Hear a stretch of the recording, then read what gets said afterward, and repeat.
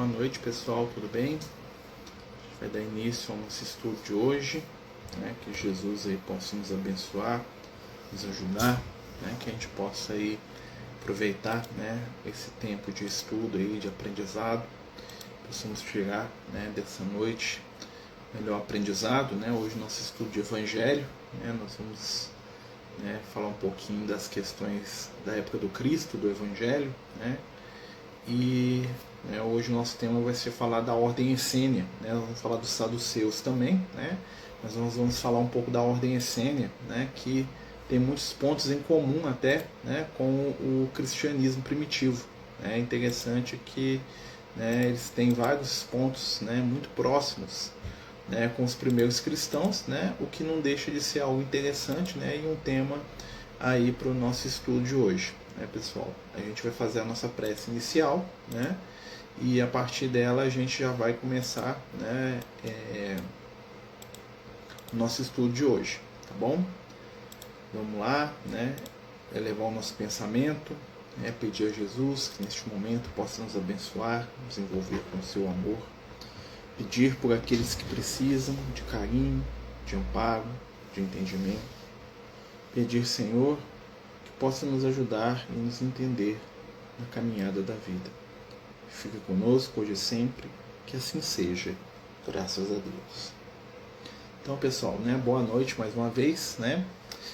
Hoje nós vamos fazer uma paradinha aqui no Evangelho de Mateus, né, para a gente contextualizar, né, alguns grupos religiosos da época do Cristo, né, que vão nos ajudar a entender também, né, a dinâmica de Jesus com os seus contemporâneos, né? Vamos lembrar que o povo de Israel, na época de Jesus, né, politicamente eles estavam dominados pelo Império Romano, faziam parte do Império Romano, e, né, após isso, né, vem o Cristo, né, e o Cristo vai encontrar uma sociedade, né, que está ali passando por uma série de transformações, mudanças, né, porque o povo de Israel sempre foi um povo muito recluso, né, eles não gostavam de contato com o estrangeiro, né, com pessoas que eles consideravam potencialmente impuras, né, então eles se fechavam muito, né. E na época do Cristo haviam 3 grandes seitas religiosas, apesar do judaísmo ser uma religião única, né, a gente tinha 3 grandes seitas, né, que aparecem, né, nos evangelhos, né, mas aparece, né, 2, né, que são os fariseus, né, que são, vamos dizer assim, né, os que mais entram em contato com Cristo, até porque tem uma certa semelhança nas crenças, tá? E os saduceus, né, os saduceus que eram, né, uma seita religiosa quase que totalmente formada por sacerdotes, tá? Existiam, né, os sacerdotes eram pessoas que eram de uma tribo, de uma família, né, da tribo de Levi, tá? E havia um sacerdote, né, pouco mais de 800 anos antes de Jesus, que se chamou Zadok, ou Sadoc, né, e ele tinha, vamos dizer assim, né, um controle muito grande sobre aquela seita, né, sobre a família sacerdotal, né, os levitas, e ele dá origem a essa seita, que são, na maioria das vezes, descendentes dele, tá, e membros da classe sacerdotal. Ou seja, só quem era daquela família específica, tá, da família de Levi, da tribo de Levi, né? O Moisés era da tribo de Levi, para quem não sabe, tá lá, né, quase 2000 anos antes de Jesus, né? E só eles podiam ser os sacerdotes, tá? Os outros podiam estudar, falar, né? Então os saduceus, eles tinham uma crença religiosa que era contra tudo aquilo que era diferente dos 5 livros do Moisés, né? Eles eram muito baseados naqueles 5 livros, né, no Torá, né, como os judeus chamam, né? E eles eram contra e não acreditavam em nenhum tipo de inovação vinda de fora, tá? Ou seja, algumas características dos saduceus, eles não acreditavam em mundo espiritual, eles não acreditavam em vida depois da morte, eles não acreditavam em espírito, em anjo, em alma do outro mundo, não acreditavam em nada disso. Eles acreditavam apenas que existia Deus e que Deus, né, protegia aqueles que cumpriam suas leis durante a vida deles. Morreu ali, depois daquilo, acabou. Então, durante a vida, eles se esforçavam para atender, né, a vontade de Deus, para ter uma vida longa e próspera, e depois morrer e fim da história deles, né? Basicamente, a crença deles era essa. Então, eles tinham uma disputa religiosa muito grande com outro grupo, né, que eram os saduceus, que os saduceus, eles acreditavam em tudo que os fariseus acreditavam em tudo que os saduceus acreditavam, mas eles tinham uma influência grega. Então os fariseus acreditavam em anjo, em espírito, em vida depois da morte, em alma do outro mundo, né? Então os fariseus acreditavam numa realidade extrafísica e espiritual, né? Um pouco além daquilo, né? Ou bem além daquilo, né? Eles acreditavam na vida eterna, eles acreditavam que tinha vida depois da morte, né? Que os saduceus não acreditavam. Então havia e eles eram os dois partidos religiosos políticos da época, tá? Quando a gente fala de religião ali, nós temos que entender que a religião na época de Jesus também era, né, os partidos religiosos também eram partidos políticos, ou seja, né, o poder religioso e político andava misturado e junto, tá? Então um líder religioso era também um líder político, tá? Não existia separação entre o Estado e a religião, né, em Israel e em nenhum lugar do mundo, né? Apesar que, por exemplo, em Roma havia uma certa separação, tá? Mas é porque a religião romana era muito simbólica, né? Então os romanos nem davam muita bola para a religião, né? Mas eles tinham ali a visão de que o imperador era um filho dos deuses, era um ser divino, tinha até culto ao imperador, né? Mas é outra história. Né? Tem muito pouca informação dos saduceus, porque eles terminaram, a ordem deles foi destruída na época da destruição de Israel, no ano 70, tá? Então não sobreviveram. As tradições dos judeus de hoje, que nós vemos, né? Os judeus são todas descendentes e, vamos dizer assim, inspiradas nos fariseus, tá? Então, assim, né, lembrar, gente, fariseu não quer dizer hipócrita não, tá? Fariseu quer dizer separado, tá? Então, assim, a gente tem uma visão meio negativa porque o Evangelho de Jesus, né, os fariseus batem muito em Jesus, né, mas os fariseus, a maioria das vezes, também se converteram ao cristianismo. Você vai ver lá o Paulo de Tarso, Nicodemos, né, o próprio Gamaliel, você vai ver lá José de Arimateia e tantos outros lá, né, que viraram cristãos e que continuaram, né, fiéis aí, né, ao Cristo.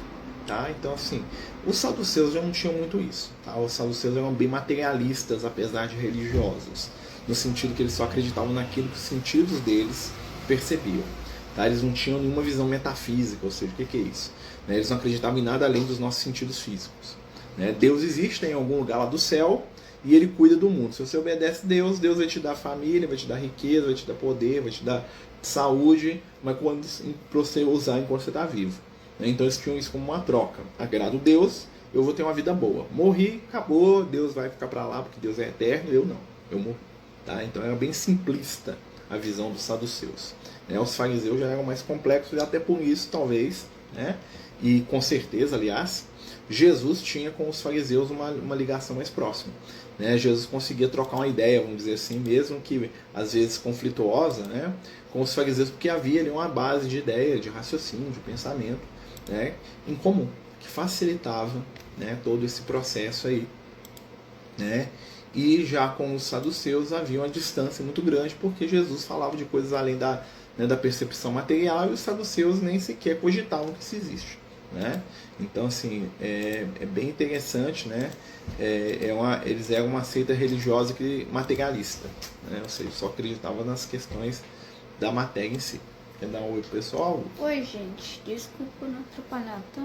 Tá atrapalhando, não. Vai lá. Então, continuando, né, gente? A gente vai falar um pouquinho dos saduceus, né, porque eles geram porque eles fazem parte, né, desse grupo. E havia uma terceira seita, né, que não aparece no Evangelho, tá? Ela aparece muito pouco, de maneira muito superficial, né, que é a ordem essênia. Né? Os essênios, eles eram diferentes dos fariseus, eram diferentes dos saduceus, tá?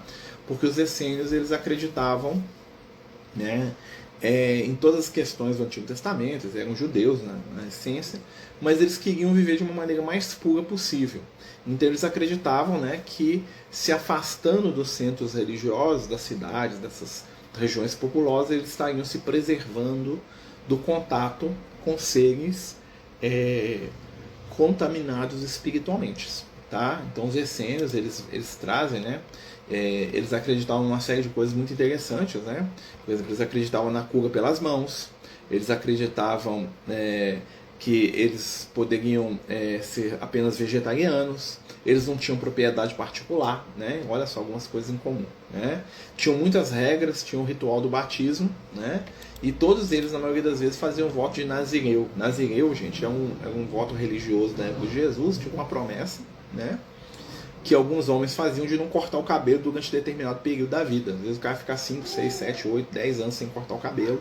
Era um voto religioso e lá, quando ele fosse cortar o cabelo, quando terminava o voto, ele ia lá, cortava o cabelo e jogava no fogo lá. Né? O Sansão, um narizeu famoso, tá? Não confundir com Nazareno, tá? Nazireu é uma coisa, né? Nazareno é quem nasce na cidade de Nazaré, tá bom?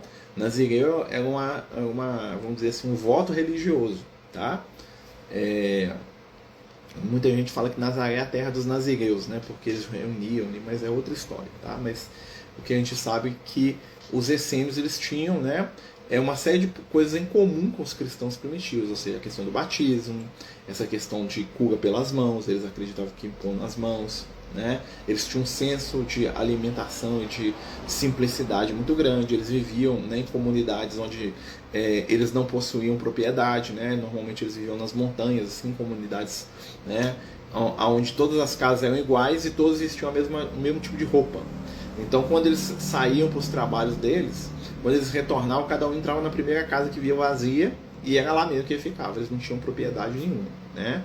Então eles tinham ali muitas características que eram próximas dos cristãos da época primitiva, né? Até porque muitos dos cristãos, né, que seguiram Jesus eram essênios na sua origem. Exemplo, o João Evangelista, né, que conheceu a ordem, foi um dos fundadores, o João Batista, né, o apóstolo André, né?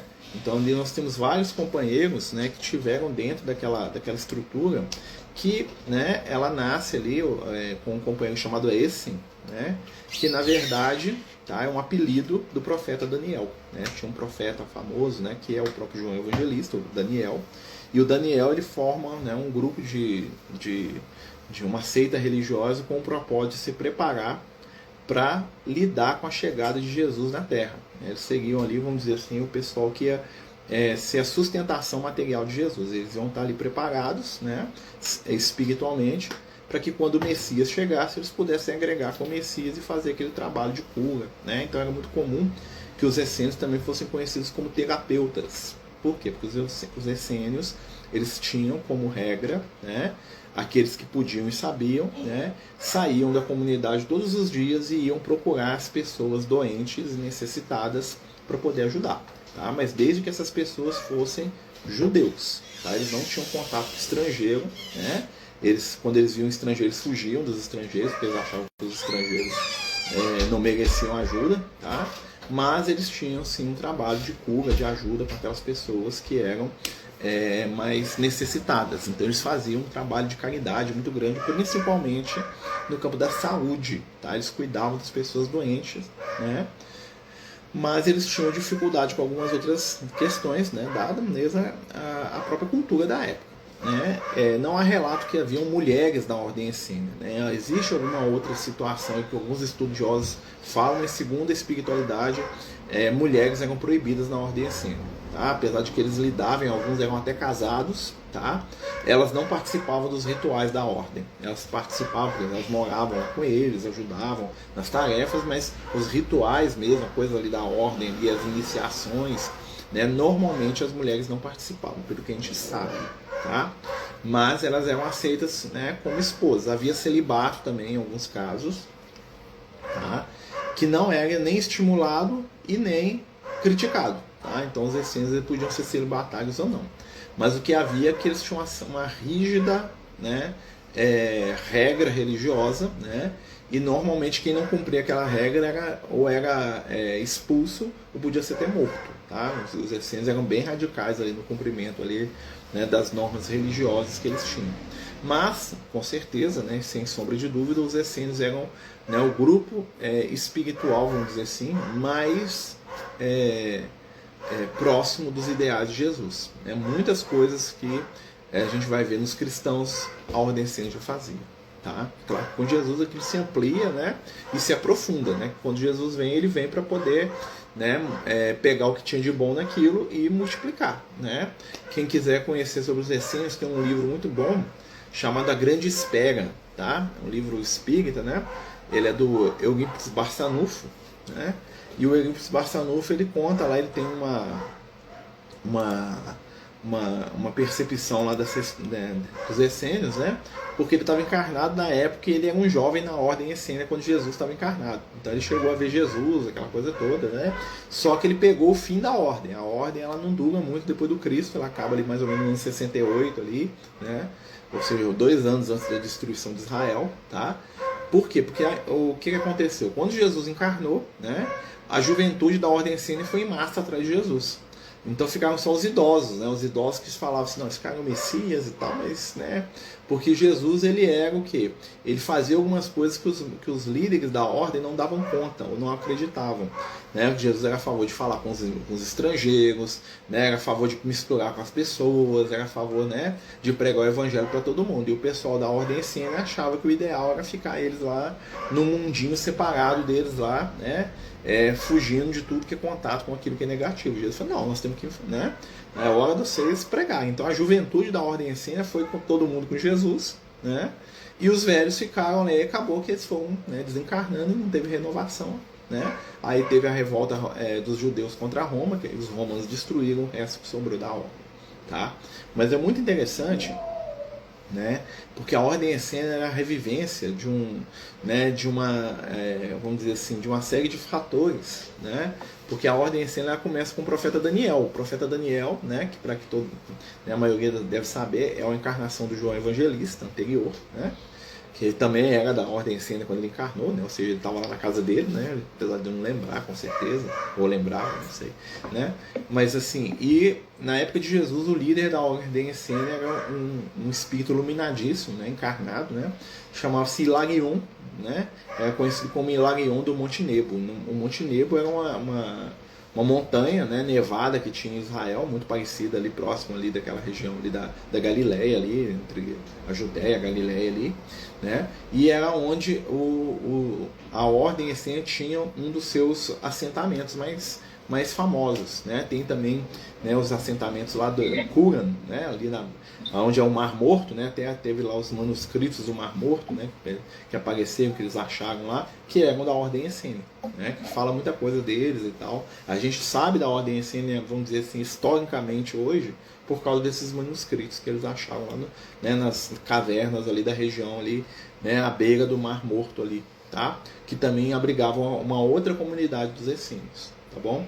Mas esse Hilarion, né, do Monte Nebo, que era o líder religioso, né, ele era um espírito iluminadíssimo, segundo a informação espiritual, né, e ele, na primeira vez que Jesus foi lá, né, Jesus era um adolescente, ele foi lá, Jesus mesmo, por vontade própria, falou, eu vou lá ver esses caras. Jesus foi lá, né, um dia que teve uma folga lá, né, não explica direito, a espiritualidade diz que ele, simplesmente Jesus falou que ele precisava visitar, né, e saiu lá um rapazinho lá de 14, 15 anos, foi lá na ordem essênia, lá, chegou lá, lá no Monte Nebo, chegou lá pro pessoal e falou assim, eu vim aqui conversar com o venerável da ordem, o Hilarion. Né? Os caras olharam assim, quem é você? Aí o Hilarion, não, pode deixar, esse é o Messias, tá chegando. Né? E aí todo mundo na ordem essênia sabia que Jesus era o Messias. Né? E Jesus ia lá e ficava com eles alguns dias, ensinava para eles algumas coisas e voltava para a vida dele. Né? Jesus nunca foi um essênio, tá? Mas alguém está falando aí? Alguém quer perguntar alguma coisa? Né? Então Jesus ele esteve dentro da ordem essênia como visitante ali, ele conheceu os essênios, mas ele nunca foi membro da ordem, até porque, né, ele não precisava, ele foi lá para poder ajudar, para poder ensinar, né? E eles trouxeram isso. O próprio João Batista, né, que era primo de Jesus, o João não é o evangelista, é o Batista, não é, que regulava de idade com Jesus, né, não é um rapazinho não, né? O João Batista ele tem esse nome porque ele batizava, e o batismo era um ritual da ordem essênia, tá? Apesar do João Batista ele ser da classe sacerdotal, né, o pai dele era sacerdote, o João Batista ele viveu muito tempo, ele foi um essênio, né? E só que ele abandonou a ordem exatamente quando ele sentiu que era o momento dele fazer o trabalho dele como precursor do Cristo. Né? Ele saiu na pregação dele, e muitos dos hábitos, né, e da forma de pregar do João Batista, ele trouxe da ordem essênia. Essa questão do batismo, essa questão, né, da visão messiânica ali, né, que os essênios acreditavam que o fim do mundo estava chegando a qualquer dia, né? Eles eram muito apocalípticos, né? Eles acreditavam, o mundo vai acabar, né? Aí Jesus falou assim, realmente vai acabar, mas do jeito que vocês estão pensando, não, né? O mundo, as coisas do jeito que estão vão acabar, vai mudar para alguma coisa diferente, né? Mas para aquelas pessoas que estavam ali enraizadas dentro daquela estrutura, a mudança era muito difícil, né? Por isso, né, que os mais velhos não deram conta, né? Os mais velhos escutavam os ensinamentos de Jesus e ficavam, né, meio assim, tipo assim, nossa, mas ele está indo contra todas as nossas regras aqui, né? Ele é o Messias, mas ele é muito jovem, talvez ele tenha enganado, né? Porque assim, quanto mais velho, né, principalmente encarnado, né, gente, mais apegado com os rituais e com aquelas estruturas nós somos. Nós temos dificuldade de sair do diferente, né? Então os jovens tiveram facilidade, aí nessa época estavam lá, né, outros companheiros que Jesus, né, quando o João Batista sai, ele leva junto com ele o outro João, o evangelista, né, e o André, que se tornam discípulos dele, né, eles saem os três, né, e o João evangelista ainda vai conversar com o Hilarion, o Hilarion fala, não, você caminha com o João mesmo, com o outro João, vai com ele, né, depois você vai encontrar o Messias, o negócio seu não é que não, meu filho, né. Você aqui já fez a sua parte no passado, agora você tem que seguir em frente. E o João Evangelista vai, né? E a partir daquilo ali a ordem essênia entra num período de declínio. Por quê? Porque eram muito rígidos, porque eram muito, vamos dizer assim, presos às regras religiosas, né? Mas, né, o que acontece? Aqueles espíritos todos ali, né, que era uma escola de caridade, a ordem essênia, era uma escola de desprendimento, você tinha que abrir mão de uma série de coisas, né?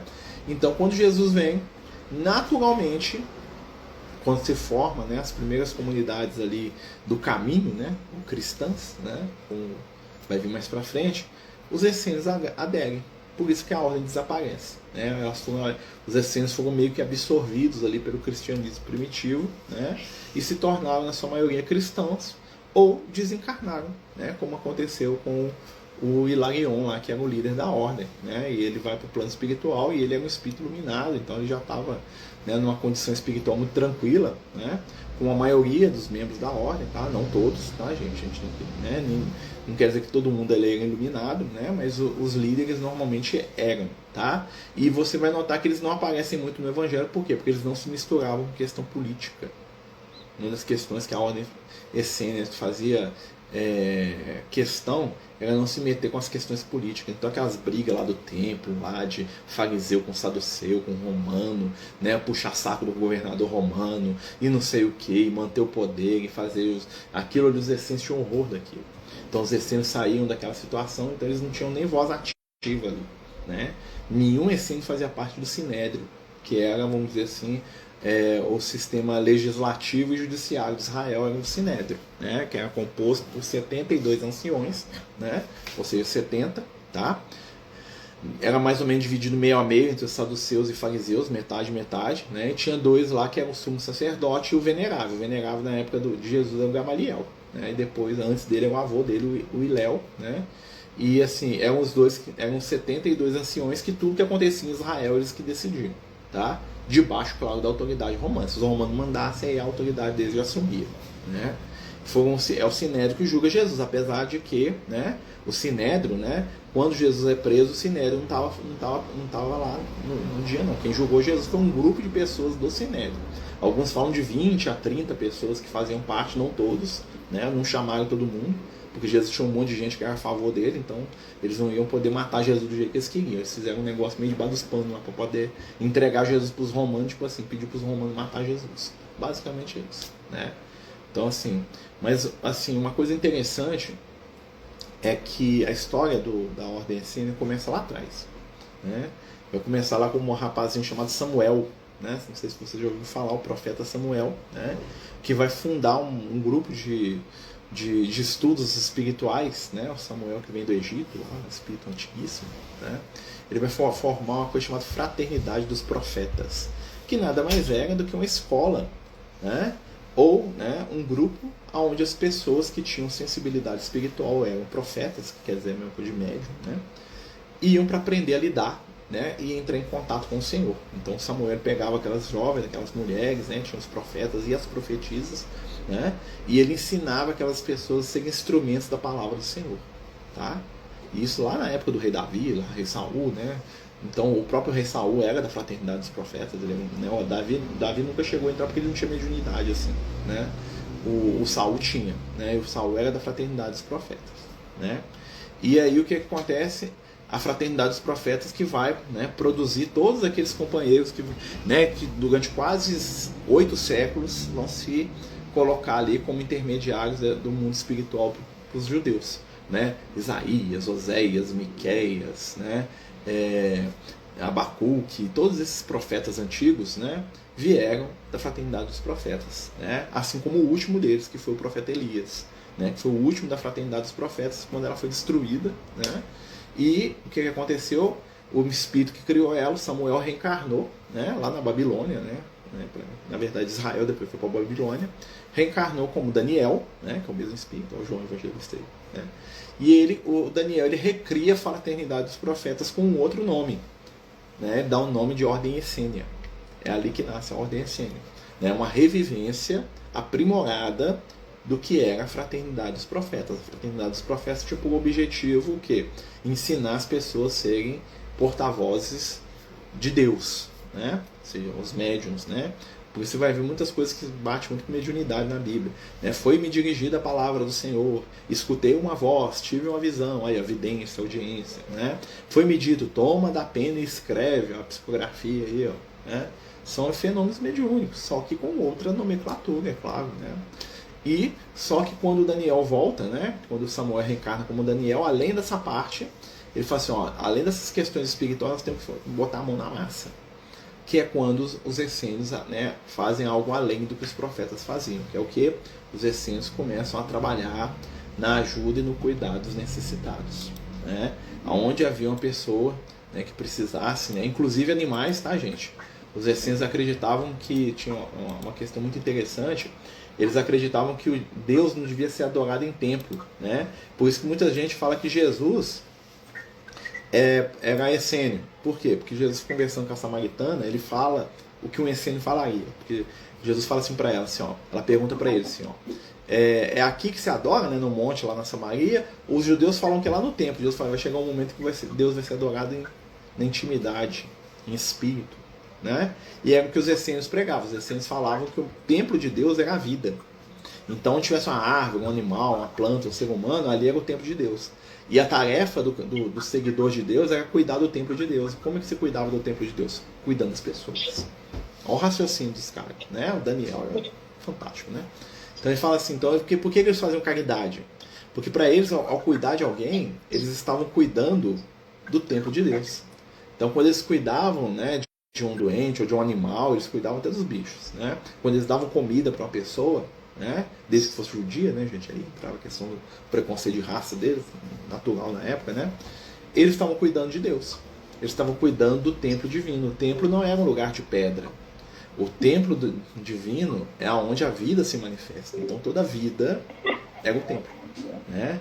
Por isso que eles não preocupavam em ir lá para o templo, lá, ficar lá rezando, eles não preocupavam com aquilo, né? Eles tinham lá os rituais religiosos, eles tinham lá, né, as construções de crença deles, eles tinham lá toda essa história, né?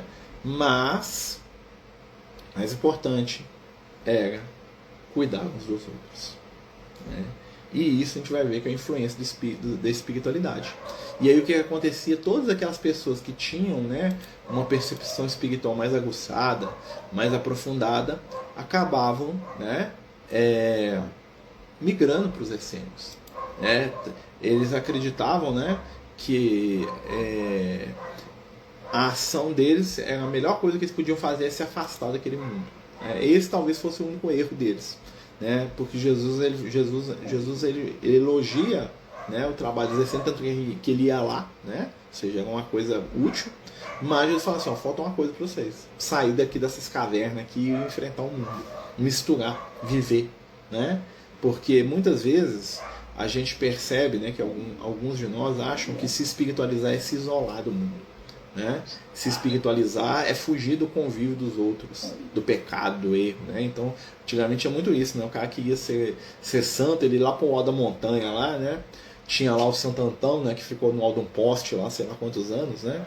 Então o cara ficava lá em cima de um poste, né? Tinha um poste, o cara ficava, né, dentro de uma casinha em cima do poste lá, os caras davam água para ele, né? E ele era um santo. Por quê? Porque ele ficava lá isolado, lá não tinha contato com ninguém, para não se misturar com o mal do mundo, né? E isso sempre foi meio contrário do que Jesus pregou, né? Porque Jesus pregava vão interagir, vão ajudar quem precisa, né? Vão movimentar nossa mão. A melhor forma de alguém se santificar, se iluminar, né, é movimentando as mãos no bem, tá? Então, assim, os essênios tinham muito isso, né? Então, assim, é bem interessante, né? A gente vai perceber, né, que tem muito pouca informação sobre eles exatamente por causa desse papel recluso que eles tinham, tá? E, né, eles tinham, assim, muito critério, né, com os novatos, com as pessoas que chegavam lá, tá? A ordem essênia tinha mais de 30 degraus de hierarquia, né? E eles eram rigidamente distribuídos nesse, né? O último degrau era do grande venerável lá, que é o Hilarion, né? Então o cara, para chegar lá, ele tinha que ter uns 70 ou 80 anos de idade, né? E só podia sentar lá no lugar, nesse local, né? Tinha os locais, né, quando eles iam comer, né, tinha lá o local dos aprendizes, do nível 1, do nível 2, do nível 3, até o nível 30 lá, que é o Hilarion, né? E você só podia sentar, né, de acordo com o seu nível evolutivo ali dentro da ordem, né? Ou seja, à medida que a pessoa fosse trabalhando, crescendo, envelhecendo, aprendendo, ela ia sendo promovida, né? E é legal que o Eurípides conta, né, que quando chegava o mancebo, né, que é como eles chamavam Jesus, né, que ninguém sabia o nome dele, né, é um rapazinho da idade dele lá e dos outros que estavam lá no pé lá para entrar no nível 1, ele feliz, eu sou no nível 1 agora, né? Aí passava Jesus e ela sentava lá do lado do Hilarion, lá em cima, lá no nível 30, né? Às vezes o Hilarion saía e deixava Jesus sentado, e você ficava, como é que esse cara tá sentado ali, né? Como é que ele passou isso tudo? Não sabia, né? Jesus, né? Jesus já estava lá, né? Se fosse ter uma ordem lá, Jesus já está no nível 1000, né? Mas estou brincando, né, gente? Mas olha só que interessante. Então eles tinham isso muito rígido, né? E é interessante que no livro, né, ele fala muito disso. Ele fala das visitas de Jesus, né? E Jesus ali, um adolescente ali de 13, 14 anos de idade, conversando, batiam altos papos com ele, né? Que era muito comum ele ir, né? Principalmente na estação mais fria. Ele ia lá, ficava um dia ou dois e depois voltava no outro ano e ele aparecia de novo. Né? Seja, Jesus não largou a vida dele para ficar lá com os essênios, ele visitava eles de maneira esporádica lá, né? E até que chegou o momento do João Batista sair, né? Que é o momento que o João Batista tem lá, né, a percepção de que chegou a hora, né, dele fazer, que se alguns falam que Jesus falou para ele, falou, chegou essa hora, pode ir. Né? O João Batista falou, beleza. Né? Que é o próprio profeta Elias, né, o João Batista. Né? Então o João Batista ele sai, né? E ele leva o João Evangelista e o André com ele, né? Como a gente já falou aqui, como aprendiz, né? E depois ele entrega o André e o João Evangelista para Jesus, falando, você segue esse cara aí que é o mestre de vocês aí, né? Mas é muito interessante isso, porque a gente vai notar o seguinte, né? A maior espiritualização nunca está no mainstream, né? Ou seja, a massificação religiosa nem sempre, ou sempre, né, está distanciada da iluminação espiritual verdadeira, porque espiritualidade ainda é para poucos, né? E nós vamos ter que fazer uma divisão entre religiosidade e espiritualidade, né? A pessoa pode ser muito religiosa e não ter espiritualidade nenhuma, né? Por exemplo, os saduceus, eles eram religiosos, eles acreditavam na religião, eles acreditavam na lei de Moisés, eles acreditavam em Deus, né? Mas a mente deles não transcendia para nada. Eles viviam ali com os dois pés no chão ali, pronto, acabou, né? Como se não existisse, né, a realidade espiritual, né? Os essênios não, os essênios já viviam lá, eles falavam com os espíritos, com os anjos, eles tinham lá as reuniões deles para, né, para aprender com a espiritualidade, né, que eles davam o nome lá dos Elohim, né, que é o nome, né, coletivo que eles dão para os espíritos, né? E o que acontece? A gente vê isso hoje também, né? Existe muita religião, mas existe pouca espiritualidade atualmente no nosso mundo. Por quê? Porque se espiritualizar é você sair um pouquinho dos seus limites da matéria. Então, para você ser uma pessoa mais espiritual, você tem que ser meio viajado às vezes. Você tem que sair um pouquinho aqui do terra a terra e começar a perceber que ao nosso redor aqui tem toda uma realidade espiritual em movimento, em transformação, né? Uma realidade espiritual que está sendo construída pouco a pouco, né? E que na verdade nós estamos avançando em níveis de percepção. Lu, não fica abrindo e fechando assim não, filho? Fica saindo e voltando. Tô atrapalhando vocês muito? Não, você não está atrapalhando. Só tô falando para você não ficar saindo e entrando, ok? Então tá. Então vamos continuar, né, gente? Então a gente está aqui falando, né, da ordem essênia, né? Falando aqui né, do Evangelho, né? E conhecer um pouquinho desse pessoal vai nos ajudar, né, a entender, né, e compreender a época do Cristo, né? Então, assim, a espiritualidade ainda é para poucos, né? Às vezes as pessoas falam assim, nossa, mas, né, você vai lá num culto, assim, tem 10 mil pessoas, né? Mas tem que ver o que está buscando, né? Normalmente, muita gente busca o espiritual para poder ter realização material, né? E quando você fala de pouco de matéria, né, isso meio que afasta o público-alvo, vamos dizer assim, né? As pessoas iam atrás de Jesus na hora do milagre, na hora de fazer a coisa acontecer, lá ver o fantástico, né? Mas na hora de Jesus lá no Monte das Oliveiras, lá, na hora de Jesus no pé da cruz, né, só as mulheres, lá o João Evangelista, né? Nem os discípulos deram conta, né? Porque a gente quer ver coisas espetaculosas, a gente quer ver, né, grandes materializações, manifestações, né? A gente quer que os espíritos venham aqui contar novidade pra gente o tempo todo, né? Mas quando os espíritos falam assim, meu filho, vai trabalhar ali, eu tenho uma família ali precisando de ajuda, ele vai lá bater uma laje lá com eles lá, né? Quando os amigos espirituais falam, meu filho, a melhor coisa que você pode fazer, vai ali comprar uma dúzia de ovos ali, dá pra aquela dona Maria ali, ó. Meu filho, mandei essa dona aqui, ó, batendo na sua casa, ela precisa de uma cesta básica, vê o que você arruma pra ela aí, ó. Né? Esse tipo de contato espiritual a gente muitas vezes acha que, né, isso aí não tem muita graça, né? Então isso é uma questão bem interessante para a gente poder refletir, né? Estamos chegando aqui ao final do estudo, né, gente? Se alguém quiser fazer alguma pergunta, se alguém quiser fazer algum questionamento, né? Nós estamos estudando aqui os essênios, né? Falando um pouquinho dos saduceus também, né, no início, mas o nosso foco aqui é a ordem essênia, né? E mais uma vez eu recomendo o livro, né, do Eurípides Barçanufo, que se chama Grande Espera, né? É só digitar lá Grande Espera Eurípides, você vai ver lá o livro lá, né? Ele é um livro bastante interessante e que fala, né, da ordem essênia. Vamos ver se ainda acha ele. A Grande Espera, isso aí, você acha ele usado no estante virtual por R$10, meu Deus do céu, né? Vou até ler a sinopse dele aqui, ó. A Grande Espera, Eurípides Barçanufo.